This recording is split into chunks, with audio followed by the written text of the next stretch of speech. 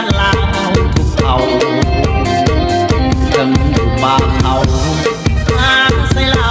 จะมาเบียดบานใจมาครั้งหนึ่งที่ตึงพังมีไอ้บันเมื่อบุญกินเจียงคืนนั้นเขาฝากสัมพันธ์นับกันยืนนานที่ฉันมองลุงบอกว่าลุงตายลูกนี้จนตายลูกชายเพื่อนคำสาบางทาง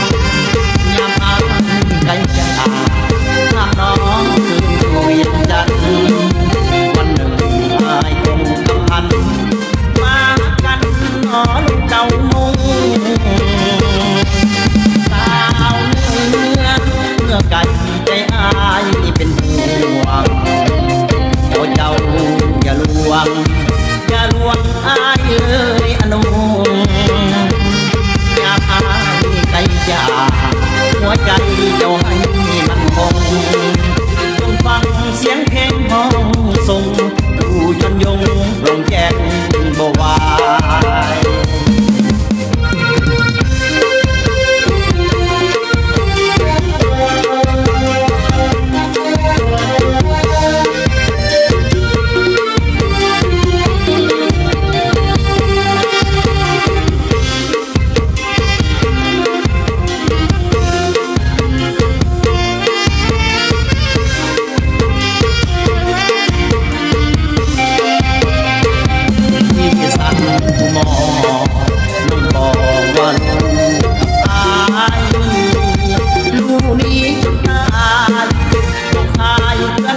สาบางทาง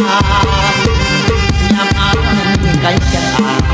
ถ้าน้องคืนสู่เวียงจันทร์วันหนึ่งอายคงกำพันมากันนอนเก่ามงสาวเนื้อไก่ใจอายเป็นห่วงขอเจ้าอย่าลวงอย่าลวงอายเลยอนุ